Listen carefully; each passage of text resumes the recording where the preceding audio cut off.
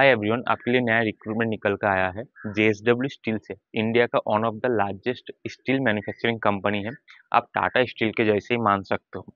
तो JSW steel में recruitment निकल कर आया है जीईटी एंड डीईटी पोस्ट के लिए, यानी graduate engineer trainee and diploma engineer trainee post के लिए।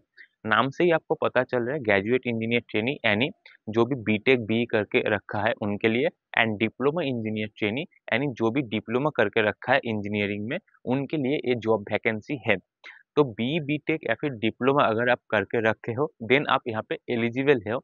लेकिन आपका जो पास आउट ईयर है वो 2022, 23 या 24, इन 3 सालों में से कोई भी एक साल में होना चाहिए। 22 का पहले अगर होगा तब भी आप यहाँ पे एलिजिबल नहीं रहोगे, एंड अगर आप 25 में पास आउट होने वाले हो तो भी आप यहाँ पे एलिजिबल नहीं रहोगे।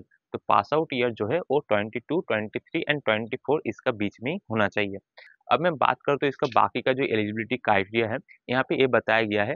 तो जो भी आप एग्जाम दिए हो 10th 12th बीटेक में या फिर डिप्लोमा में, उसमें आपका मिनिमम जो मार्क्स है वो आपको 60% मेंटेन करना ही होगा। उससे अगर नीचे होगा तो आप यहाँ पे एलिजिबल नहीं रहते हो। तो अगर आपके पास जो मार्क्स है वो 60% या फिर उससे ज़्यादा है देन आप यहाँ पे एलिजिबल हो। यहाँ पे कुछ एज लिमिट भी मेंशन किया है। एज लिमिट है 26 एंड 27। डीईटी पोस्ट के लिए यानी डिप्लोमा इंजीनियर ट्रेनी पोस्ट के लिए जो एज लिमिट है वो है 26, एंड जीईटी पोस्ट के लिए यानी ग्रेजुएट इंजीनियर ट्रेनी पोस्ट के लिए जो एज लिमिट है वो है 27। और एक इम्पॉर्टेंट चीज़ यहाँ पे मेंशन किया गया है कि अगर आप यहाँ पे अप्लाई करना चाहते हो तो आपको रायगढ़ डिस्ट्रिक्ट का डोमिसाइल सर्टिफिकेट चाहिए होगा। महाराष्ट्र में एक डिस्ट्रिक्ट है रायगढ़ करके, अगर आप वहाँ से बिलोंग करते हो तभी आप यहाँ पे एलिजिबल हो, अदरवाइज आप यहाँ पे एलिजिबल नहीं हो।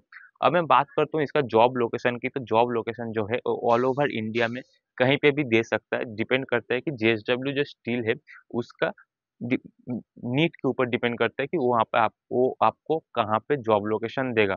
तो ऑल ओवर इंडिया में आपका जॉब लोकेशन कहीं पे भी हो सकता है, लेकिन आप तभी अप्लाई कर पाओगे अगर आप रायगढ़ डिस्ट्रिक्ट से ही बिलोंग करते हो, क्योंकि अप्लाई करने टाइम आपको रायगढ़ डिस्ट्रिक्ट का डोमिसाइल सर्टिफिकेट देना होगा।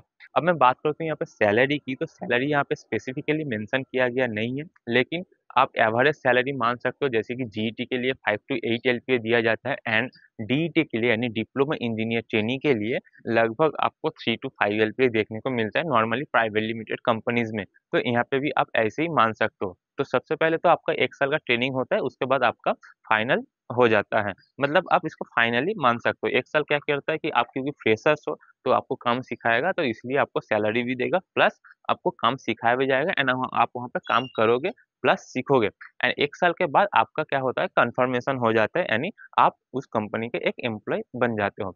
तो ये तो हो गया आपका सैलरी का, एज लिमिट मैंने बता दिया, जॉब लोकेशन बता दिया। I think everything is clear. हाँ, एप्लीकेशन जो फीस है, यहाँ पे कोई भी एप्लीकेशन फीस नहीं लगता है। जैसे कि आपको पता है कोई भी प्राइवेट लिमिटेड कंपनी इंटरव्यू के टाइम या फिर अप्लाई करने के टाइम कोई भी फीस नहीं मांगता है। अगर कोई मेल कर रहा है, मैसेज कर रहा है फीस के लिए, एप्लीकेशन के लिए, देन वो फ्रॉड है, आप उसका रिप्लाई मत करना। अब मैं बात करता हूँ इसका अप्लाई डेट की। तो अप्लाई डेट जो है 26 नवंबर तक है।